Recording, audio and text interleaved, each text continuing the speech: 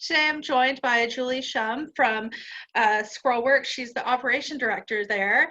Thank you, Julie, for joining me today. Well, thank you for having me. And I was wondering, could you tell us a little bit about Scrollworks and, when was it established and how it all got started?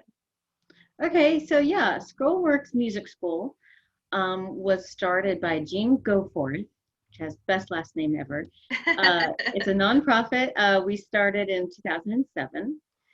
I have been with them for most of the last 10 years, but we've been around for about 15 now. This is our 15th year, I believe, we're entering. Wow. Yeah. And so to the point that we've had children who are now playing cello who I taught recorder to when they were wee. So it's lovely. It's nice to see them grow. And some of them stick with us for, some years. Um, so what we do is we provide usually, mostly ensemble playing in the orchestral style. More classical is our bent. Although we, strive to be very inclusive and not snooty,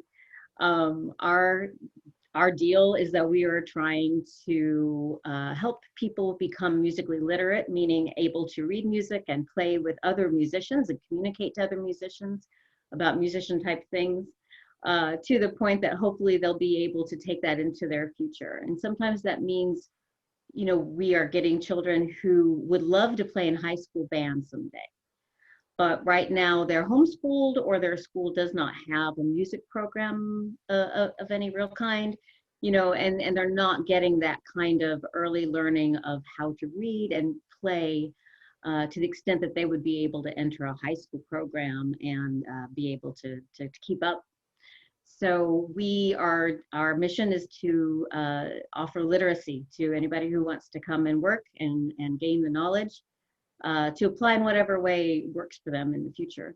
We do have monies from the contract that we fulfill for the Carnegie Music Foundation and another one with the Play USA Music Academy that we are sort of a part of. We do a contract with them through they're the Kennedy Center. So we have funding for from those two places, contracts that we fulfill, meaning that we do training through them. And the Kennedy Center contract is for special needs kids. So if you have a diagnosis of a special need, you can come to us and get additional classes for free outside of our normal pay as you can. We're a pay as you can.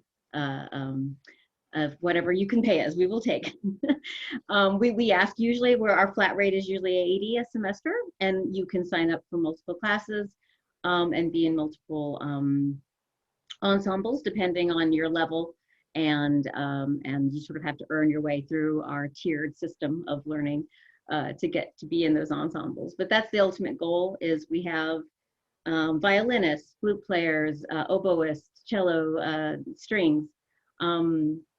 We mostly do strings, but we do have a lot of piano students. And I do the choir, which is most of my little babies.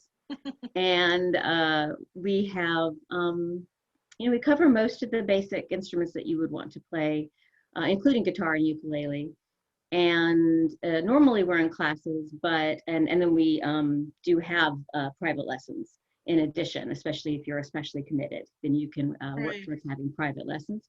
But because of COVID, we broke apart our entire program, went completely virtual for the most part, and have been teaching private lessons for this whole year. Oh, wow. Yeah. So we completely, switched what we were doing. Like most people, yes. Yeah. So we're excited because we're looking forward to camps. We think that we might be able to have some in-person camps in the late summer, and looking forward to coming back in the fall. We certainly intend to follow all safety measures that would be in place in those times. Just due to the size of our program and kind of the skeleton crew that runs it, we just didn't feel like we could safely run our program with 250 kids coming through on a Saturday and keep everybody safe. It just wasn't feasible. But virtually, we managed to keep 150 of our kids this year. and keep them, and that was rotating to some extent. So we were able to keep a good portion of our student body served, and we did not have to let go of any of our teachers, thank goodness. I wanted to ask you, like, is there a specific age range of the children that you teach, and is it usually like a year, like an all year round program? So we tend to follow the school year in our programming and have reduced programming in the summer, although we are hoping to expand our summer camps as opposed to like weekly lessons. So sort of Right. doing it a little differently in the summer. But mostly we go right with Birmingham Public City Schools in our schedule with spring break, holiday breaks, and things like that. And so we offer 12 weeks of lessons or classes or whatever it is we're doing at the time. So for most of each semester, and then we also have recitals and juries. We offer classes from ages 5 to 18. I would say the vast majority of our student body is probably in that 8 to 12 sweet spot. That is very much of the vibrant part of music education, is at about that age. So we have a lot in that range, but we do have high schoolers and we do have little bitties. I actually am teaching a virtual instrument explorers class with 5-year-olds, and we are doing recorder. Oh, cool. Oh yeah. Every once in a while on Facebook, I'll see a meme where somebody's like, "Do you hate someone?" And they'll be like, send their kids a recorder, you know. And I'm like, that is my life. That's what I do. Is teach recorder to little ones a lot, and it actually worked really well. We're having a good time. We have, you know, I'm sitting here with my drums, and you know, I've got we're having fun using the virtual whiteboard to play rhythm games, and you know, I always have my recorder at hand. So it's been really fun, you know, figuring out what we can do and what is doable. But we do offer a big range of ages, and our older students, we do have an ASCA track. So we have kids that if we identify, you know, that they really have the drive and the commitment, then we have a sort of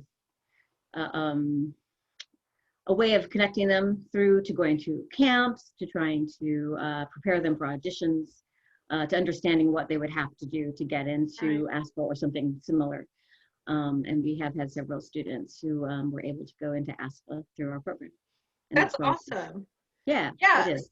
So I remember you said that like you have like the culminating goal is to like be a part of, is it like a concert, or like is it like a Supremo band, like orchestra? Like you want to be part of like that do multiple shows, or is it like a year end? Well, we do have you know, semester end concerts. We have a big holiday concert. It's Oh huge. wow. Yeah. And I mean, if you've ever heard "Want to Come Hear Jingle Bells" 800 different ways, then come to a concert. It's lovely. We have, you know, our beginner strings will play as groups. We have our, you know, we do have several sort of orchestras of different levels, and because that is our goal, is to get them into ensemble playing. Now, whether that means actual symphony orchestra for everybody, you know, maybe not. Maybe some of them will be much more interested in a rock band someday, or you know, playing in a lot of violin players really love to do small ensemble work. You know, I am very much a nerdy recorder player. I actually play tenor recorder, and I often have been known to play in quartets where we do Renaissance quartets in 4-part harmony. So you've been to a Renaissance fair then? No, but I have been to a fair number of beer gardens during, you know, like German times. Right. The poker players, right? Yeah. So for classical musicians or people who are really nerdy about music, you know, if it can be a big orchestra someday, awesome. But for a lot of us, it's going to mean like getting together locally with other musicians who like to sight read Bach for fun. You know, so that's a life that we're, you know, able to try to give some people a window into, if that's something they're interested in. I love that you guys do your programs on kind of a pay as you want or like a curve. And this question might be an obvious one, but what do you believe is the importance of music education and accessibility and how it falls into your mission at Scrollworks, which, and especially during COVID, I know that, as we most of us you've had to operate in different terms, online, and that is its own set of frustrations and different technical issues. But even now, like, what is the pressing need for, music education, especially like in our new normal? Right. So I always have felt that the primary purpose of music is to help us manage our emotions. It's very much a therapeutic thing that we do for Right. ourselves. I think that that's at the heart of its value. So when COVID came along, we had to ask ourselves to what extent we're essential and what we can reasonably bring. We did find ourselves dropping things like theory tests and juries. We kind of gave it a rest that last time around. So we normally are, pretty particular in terms of making sure that everybody's keeping up with what they should be doing with their classes, keeping track of their attendance. And I hate to sound so strict about it, but we do try to ride in a tight ship, and we also try to put them through their paces in terms of playing in front of people or being evaluated like they would for an audition. But this year we were just easier about it. We had anyone who wanted to submit a video for review from teacher board, we could do that, but they didn't have to this year. We streamed a recital of just individual performances or family performances that people wanted to submit, but we didn't try to push it on them as a big ordeal. So we definitely just found ourselves needing to be more in the role of just dependable, friendly people that you can meet once a week, and we can play some music if you like, and if not, it's okay. I had a lot of teachers who were, feeling like they weren't making the progress that they normally do, and feeling very frustrated about that, or worried we would be upset if the kids weren't able to make their goals like they normally do. And so I've spent a considerable amount of time this semester just talking to teachers in terms of like, how to manage the burnout, how to, come up with creative ways to find inspiration and connection. It is really hard, depending on the instrument, to do things like correct posture or see how they're breathing. Right. Actually, as a voice teacher, well, that was one of the hardest things. I didn't have a hard time teaching piano, but teaching voiceover virtually is really hard. Yeah, it's just the quality is just so hard to hear exactly what you want to make comments on breath support and vowel colors and things like that, and it's like, I think you're on the right pitch, and it's really struggling through a lot of stuff. But we found other ways to, like, instead you could talk about history of music, you could bring up articles, you can bring up videos. I spent a lot of time with my young singers saying, I can't hear you great today, but hey, let's look at this video of Lena Horne, and I want to introduce you to her singing Stormy Weather, or we're going to listen to Ella Fitzgerald today. I'm going to send you some files, So we had a lot of discussions in our staff meetings, our virtual staff meetings, just trying to figure out ways to keep the kids engaged, and not we don't want them to start relating music to the stressful thing they're being pushed through during a hard time. Right. We want them to come to us because they're having fun. And while we are keeping attendance and so forth, we're not, keeping after it in the way that we would normally be like, hey, now, if you don't practice, you won't be able to be ready for the concert, blah, blah, blah. We there's none of that this year. This year, we're all being pretty, everything's great. It's all good. But I think that's fine. I think that is what, if we were to be useful this year, it's not so much how far did we get through our music books and how much theory did we learn, although that's important and good. But it was more about, let's try to have some musical experiences with each other, so that we can kind of deal with all the stuff that's going on. and try to Yeah. be as happy as I can. So I was just curious, are you from Birmingham? And if not, like where are you originally from? Well, I'm pleased in a way that you are absolutely sure that I'm not from Birmingham to begin with. I have lived here, gosh, it's been since '01.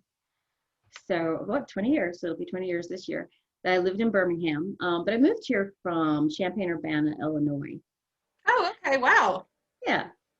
So I'm from the Midwest. I went to Millikan University. It's a small arts music school in Decatur, Illinois, and I got a degree in music theater performance, of all things. Cool. Yeah, world's most practical degree.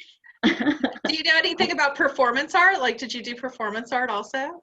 Well, I mean, do you mean like, well, I did take a few, I also minored in dance. And so I did a lot of, Oh, well, not a lot of, but I did some interpretive modern dancing, yes. you know, and we would work that into certain things in our classes. Not so much, but, you know, I did take a class in theater makeup, a couple of years of that. And mask making we used to do. Actually, I incorporated mask making into a summer musical that we did. Last summer, we did a virtual musical of Aesop's Fables. And a big part of our class was having the kids make masks at home so that they could be the Cute. actors. And yeah, it was really fun. So That's music a theater was a great background for being with kids. It's really, really, you know, you're just like, yeah, let's do this. We'll have a show. It'll be fun. It sounds Um, fun. Like yeah, you got, I mean, totally worth your college degree. You did all the fun classes. It totally paid off. Who would have guessed? But no, it did work out. I don't know how I did that, but I did. I had a background in marching band. So Oh, wow. so when I got out of school, I started teaching voice lessons at the Conservatory of Central Illinois, which is just a wee tiny, you know, place above a music store back in the day. But it was really fun, and yeah, I wanted to be a Broadway star. That was certainly my beginnings. I love that. And I do love to perform, but I kind of moved over into you know, singing for bands later in life, and haven't done a musical in a really long time. But I loved doing them, and I did direct several children's musicals over the years, and they're really super fun. What are the things in life that bring you joy? And like, how are you making time for them right now? Ah, well, so it's been kind of an extra especially hard year for me because I had a son who passed away a year ago Oh, in January of 2020, and he was 10. He was a special needs kid. And so COVID's been happening, but it's actually been kind of a distraction that's been sort of welcome element, the problem solving that goes with it. yeah. I absolutely wouldn't make it there without the music. That's what keeps me going. And the teaching, because, you know, I was in a place where I was like, you know, maybe I should just take a break from teaching. It's been a lot of kids for a lot of years. Right. And my husband and I are working from home, and my teaching itself just kind of shrunk. You know, I certainly wasn't out there doing all the work I normally do.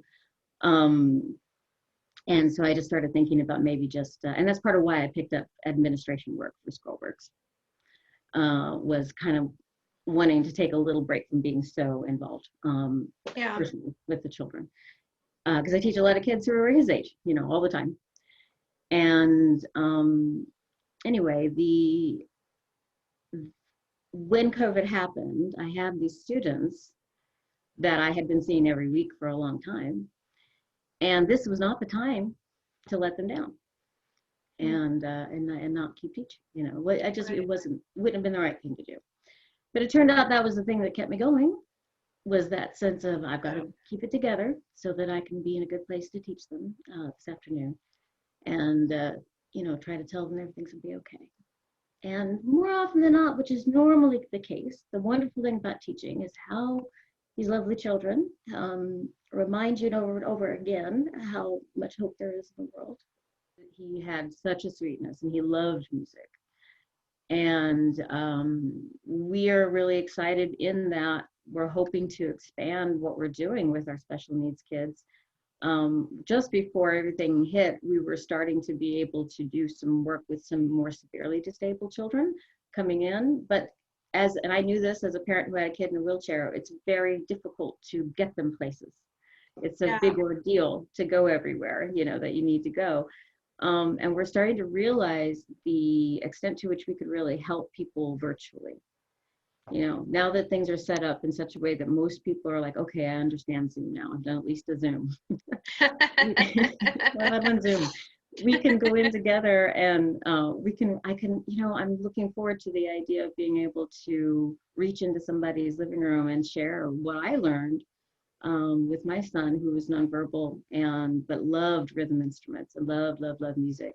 And I'm hoping so much that we're going to be able to meet the needs better of kids that would have a hard time. Not that, where we're at St. Paul Methodist Church downtown Birmingham. We share a parking lot with 16th Street Baptist.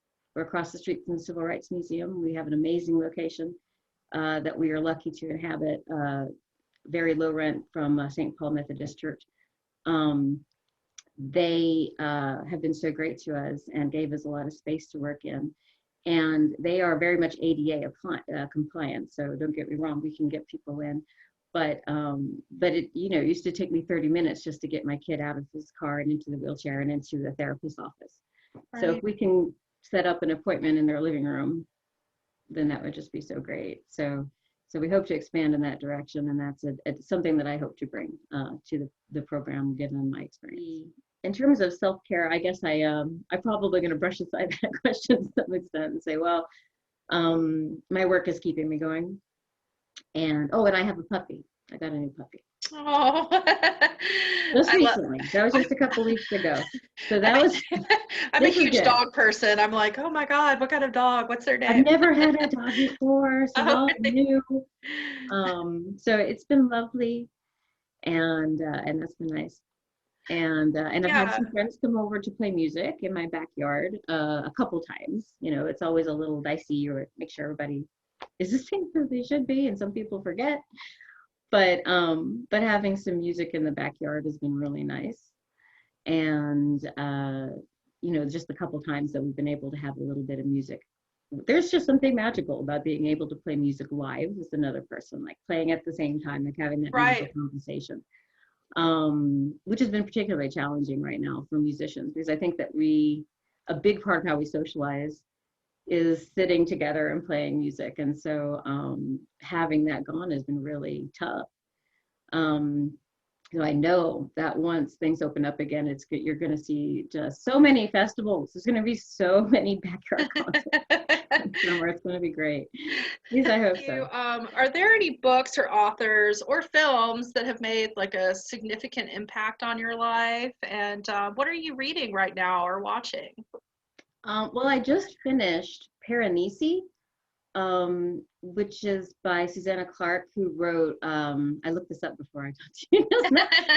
She's quite popular. Yes. Oh my God, it was so good. It was such a good book. She's only had 2 published. I think she did some short stories too, which I'm going to have to look up. But she had a Dr. Strange and Mr. Norrell, Jonathan Strange and Mr. Norrell, that's what it was her big breakout novel, and it's been forever since she wrote the second one. So I just got it. My husband got it for me for Christmas, actually, and I finally got around to reading it. I love that sort of high science fiction fantasy place. I love Neil Stephenson. I love David Mitchell is a huge author for me. I loved Cloud Atlas with all my heart, and I really liked there's the letters of I've forgotten it. I'm going to look it up. But I really appreciate his thoughtfulness, David Mitchell, and I gotta find the name of this one. I wonder what it's like. Black Swan Green. That one's fantastic. Anyway, he has a son with severe autism. And just reading about how he has sort of dealt with that in his life, and just the similar things that what I had experienced with my son.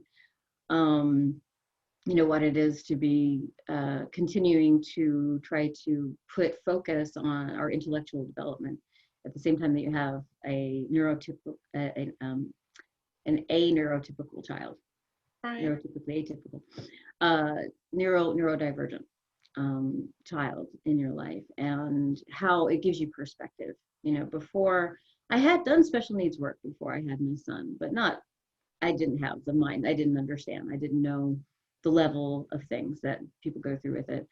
And I found that, just like I feel like he is expressing in his later books, this sense of that intellectual development is wonderful and a big part of who we are as human beings, and is a part of all of us, no matter our level. But we also have so many other much more important characteristics, you know, like kindness and passion and goodness and sweetness and love. I take that from his books. I think that there's just this big theme of like the dignity of humanity trying to continue, regardless of how many times our civilizations rise and fall. So I like that in terms of a positive message. I think it's weirdly dark stories, but it always comes out through with this sense of like, okay, it was worth it all, though. Right, with a little bit of light. Yeah, a little bit of light in the dark. Well, Julie, thank you so much for being a part of this special project that's close to my heart. It's been really great getting to know you and learning about Scrollworks. I think you're an incredibly passionate and fun person that I am very thrilled to have met in this weird, new Zoom normal way. We're Zoom friends. Yes, we're Zoom friends and hopefully real friends. One day when COVID ends, I'll come to one of your concerts. Awesome, please. How can the community volunteer or donate to Scrollworks? And is there anything else that you would like to add for our ending? Well, our website is myorch.org, like as in my orchestra, myorch.org. Or you can just Google Scrollworks Music School, which were named after the swirly part on the side of a violin. That's what the Scrollwork is. Yeah, that's what our logo is supposed to be. So just so you know. We welcome direct monetary contributions for sure. And there are multiple donation buttons on the front page of our website if you would like to click on any. We also actually really love and can use donated music books. We get a lot of donated music books, and we actually have turned part of that into sort of a side business of selling through eBay. Okay. Yeah, so because we get people who will donate, like they'll say, oh, I cleaned out my mother's closet and she was a music teacher, and they send us crates. And so some of it we can use. It'll be like old piano books that are still in print, and we're like, great, and we just give them to the kids. So we have like a library where you can just go and take music as you need. But we also get a lot of things like opera scores and really deep classical scores that people want, or we get very strange and sometimes very dicey prints of music with not very PC covers from like the 20s and 30s and things like that, which some of them just go away because they're just too awful. But some of them are just funny and awkward, and people buy them. So we sell a lot of weird music that we'll never use. But if you have music that you would like to donate, you can donate it to. You can get on our site and see where to send it to, who to contact, and we will make money from the donated music people send. And also donated instruments. We do always welcome fiddles. We can never get too many violins to hand out, too many recorders, too many flutes. We do have people in town who donate time and money to renovate decent student model instruments. They don't have to be super expensive ones, but decent, not broken. And we will, a lot of times people think that their old violin isn't useful because the strings are broken or the bridge is off of it or it doesn't have tuners anymore. But those are all we replace those parts every year anyway. So if the instrument is not cracked, we could probably use it. So please contact us if you have any donated instruments, not pianos. We don't need any more pianos, please. Wow, no more pianos. Getting a lot of pianos. Keyboards, yes, we would love some. If you have an old Casio, that still works, we'll put it to use. Well, excellent. Well, thank you so much for joining me today, and we'll make sure to include a link to Scrollworks website with the video. And I hope you have a wonderful day and a great week. Thank you very much. All right, I'll see you later. All right. Bye. Bye.